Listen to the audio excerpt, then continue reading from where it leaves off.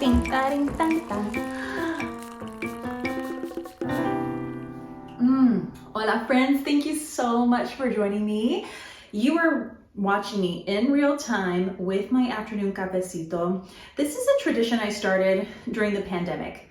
I was just evaluating the simple things that bring me joy because there were lots of not joyful things going on. And I thought, you know what? Something about a warm cup of coffee in the afternoon brings me comfort. Sometimes decaf, but today, this is what is in my cup.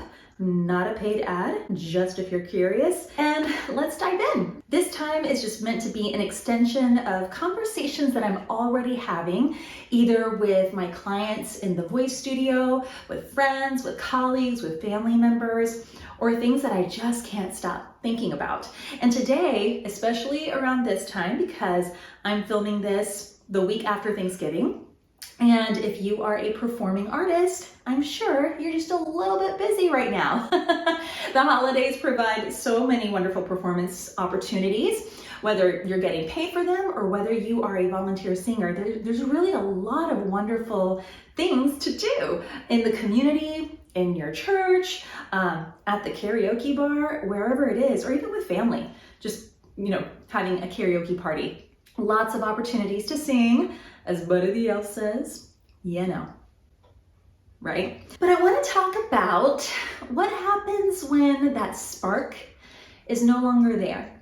And for busy singers, for the busiest time of the year, it's hard to keep the spark. It's hard to maintain the joy. In fact, you're supposed to be like churning out the joy for everybody, even though it's 20 degrees outside and you have thermal underwear on underneath your caroling costume. But oh boy, all the bystanders love to hear you sing. You are spreading holiday cheer. And so how do we keep some of that for ourselves? And so I want to talk to you about boundaries, both mental, emotional, as well as vocal health boundaries that we can implement this holiday season. Let's start with the vocal stuff, because a lot of people are like, yeah, my voice is tiring out after however many hours of singing. And so I just am here to remind us all that so much of the vocal load we participate in can be managed by what we're doing when we're not actually performing. So what does your vocal load look like when you're not on stage, when you're not actually doing the gig? Let's talk about sleep, okay? I get it. You're probably up late, finishing the gig, commuting home, whatever. But if you get home late and you don't have to report anywhere early, and you know that you're an 8 hours of sleep person, you've got to prioritize, okay? You've got to prioritize that sleep. So make sure that you're getting plenty of rest. If you cannot afford 8 hours of sleep, are there pockets of time throughout the day where you can just rest your eyes? Meditate 10 minutes. You'd be surprised how rejuvenating that can be. Also, the holidays is a wonderful time to catch up. So your friends are trying to get a hold of you for coffee, for walks. Your family members are calling you, making plans about your holiday get-togethers. And oftentimes I do this. Sometimes I'm waiting for a commute to go run an errand to either catch up on that Marco Polo or give that friend a call. And then I get to what I need to do, whether it's teaching or performing, and I'm like, I didn't feel this tired. I didn't feel this vocally tired before. So can that phone call wait for another time? Can you just text and say, hey, love you, sorry, I'm just resting my voice, and go over your details that way, and just communicate what those vocal boundaries are for yourself. Don't underestimate the power of good hydration, all right? So we can talk about whether or not caffeine is good for singers another time. But you know what? This brings me joy. And I know for me, sometimes I get acid reflux, so I know that I can only do about 2 cups a day. If I indulge in 3, one of those is a decaf cup. And even so, I know how my body is gonna react. So pay attention to the stuff that you're consuming. How does it make you feel afterwards, after you consume it? Is it causing phlegm? Is it causing hoarseness or acid reflux? Is it just making you feel lethargic? It's worthy of noting that because anything that affects the brain and the body in a certain kind of way will affect the voice. And if it's good for your brain and body and doesn't affect your voice, win-win, right? Also, my friends, are we warming up before the gig? Are we? Please, pretty please, do not skip that vocal warm-up. Even if it's just some gentle SOVT exercises, semi-occluded vocal tract, like humming, lip trills, and of course, my favorite, straw phonation. This is the SOVT straw from Ravox. One of my favorites because it's customizable. And if you want a little discount on your very own, check out the code below. So get that voice ready for that big vocal performance load, and also make sure that you're cooling down afterwards. Warm-ups and cool-down exercises can be pretty much the same, but I want you to keep this in mind. Let's say that you had a concert, and for the majority of the concert, you're belting your face off. So if you're using the middle part of your range, try cooling down using your head voice, whoo, or even those rich, low, yummy notes that maybe you didn't use much at all. You're trying to bring balance back to all of your voice. All right, my friends, so you've got some tools in your bag to make sure that you have the vocal stamina you need for all of the things that you're going to be singing this holiday season. Now let's talk about your mood, your brain, your soul. For as much as holiday performances can be fun, can be exhilarating, which they were for me for years. In fact, one of my favorite gigs was back when I lived in Georgia. It was not a dinner theater, but almost like a cabaret style. People would pay like a flat fee for a 5-course meal. Shout out to City Cafe in Fayetteville, it was delicious. And the gentleman who would organize this invited singers to perform with his jazz trio. Some of my favorite Christmas songs to sing are the jazzy ones, so this was right up my alley. We got to get all dressed up and dolled up, and it was such a lovely evening of singing and performing. And over the years, you know, as busy as this time was, I didn't finish feeling like I had just done 10 rounds in the boxing ring emotionally. It wasn't until later on, my husband at the moment is a worship minister and has been for years. So we've done a lot of church programming for holiday events. And there were a few years that we were involved in programming that was really big. Gave some theme parks some competition big. It was great because it provided a wonderful, opportunity for lots of artists, both who attended the church and in the community, to participate. But the majority of this was run by volunteers. And that's hard. That's hard when you're expecting and you're trying to produce a professional caliber, show with volunteers, and you still demand the same amount of hours, investment, as though you were paying, these talented folks to participate. That's where it gets a little dicey.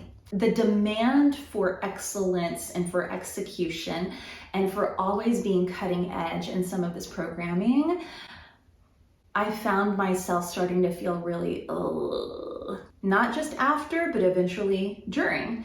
And for these years, for me personally, this is when I was a young mom. My babies were small. My husband was, working day and night because he was one of the paid people that had to oversee the volunteers to make sure that, we pulled it off well.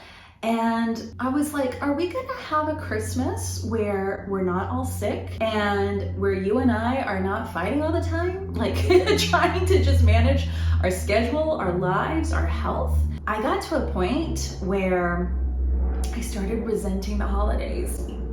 And maybe this is not so foreign to you. And this is what I mean by I have these conversations, unfortunately now, on a regular basis. I hate that it's happening on a regular basis because we gotta do better in protecting our artists, to meet the demand. Maybe we need to examine the demand of what we're participating in, And so there's so many nuances to this, but just hear me. This is my own personal story, and maybe you can find a piece of yourself in it and maybe some encouragement. It took some years to have the courage to say, no, we're not going to do this anymore. We're not going to run volunteers ragged. But first and foremost, we're not going to put our family through this. I don't know what your family situation is. Maybe you are single and happy, but you got to look out for yourself. You got to look out for your mental health. And do you want, is it worth it? Is it worth it to feel like you have emptied yourself so much that you've eventually lost yourself in the process? No. You know, if the holidays are supposed to be about joy and peace and hope, it's not fair that people who are facilitators of that through music, such as yourself, find themselves so empty, either during the process or afterwards. Right, my friend? You are so much worth more. You are worth more. You know, I don't know if maybe this is the first holiday season for you where you have said no to that one commitment you've always had as a performer. Maybe this is the first time getting back into a performance opportunity. I don't know where you find yourself, but I want you to just pause and think about how you feel before, during, and after. And something that's helped me as I am someone who's starting to get back into performing around the holidays as a gigging musician is journaling. Journaling has been a saving grace for me and for my own anxiety management. And journaling when I'm pissed, when I'm mad, when I'm sad, when I'm joyful, when I'm excited or nervous. Something about the actual art form of writing and the work of my hands in that form has definitely been a wonderful resource and outlet for me. In the journaling process, maybe you can try this today. Think about the music that makes you come alive. What songs do you sing that make you feel like you? Where you can't get enough of it, you always come back. Every time you see a piano, you might sit down and start playing the same song because maybe it's just so ingrained in who you are as an artist and as a person. And so make a list today. Try making a list of 3 or 4 songs that you feel the most yourself. And I'm not saying the most happy. I'm just talking about this is me, you know, this feels like me when I sing. And instead of just rehearsing, you know, for the upcoming gigs right now, why don't you just give yourself the benefit of 10, 15 minutes of your own singing for pleasure, singing for self-care, singing for one, right? With no audience, just yourself.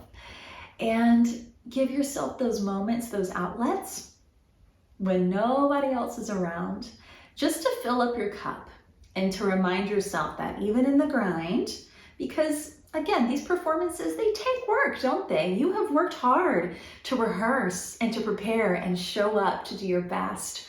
So please hear me. I'm not like saying, oh, just fluff and, you know, go with whatever the wind tells you to do. Please hear me. No. You're going into this eyes open, heart open, mind on. But to balance the hustle, see if you can carve out just those 5, 10, 15 minutes to yourself today of just singing from your soul. Singing, I don't know, like a venting session, but maybe it doesn't have to be fueled with frustration. And if it is, if that's what you need it to be, so be it. You might find that it starts off with frustration and ends up in peace, in some sort of emotional, mental, even spiritual release for you as you get grounded and as you remember what your purpose is as a human being first, and then as an artist. And I hope, my friend, that as a facilitator of bringing Christmas cheer through singing and whatever you're doing, that you can come to the end of this holiday season still feeling intact and most importantly, still feeling like yourself. I want that for you so bad. So tell me in the comments, where are you singing? Where are you performing? I want to be able to cheer you on. And hey, I want this time to be about whatever it is you're talking about or thinking about. So if you have questions or topic ideas, Put them in the comments. You can also DM me on Instagram at NBC Performance. Feliz Navidad y próspero año nuevo. I wish you a beautiful holiday season. Enjoy your favorite beverage, and we'll talk again soon.